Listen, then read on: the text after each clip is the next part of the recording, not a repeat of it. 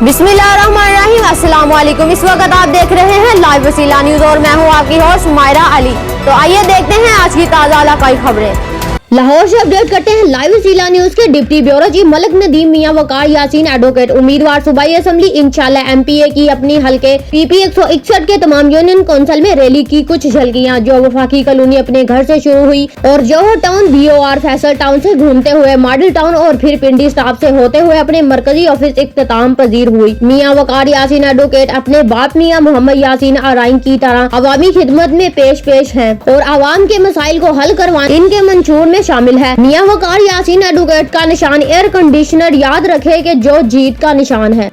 अब तक के लिए इतना ही। मजीद खबरों और मालूमात की अपडेट के लिए देखते रहिए लाइव वसीला न्यूज।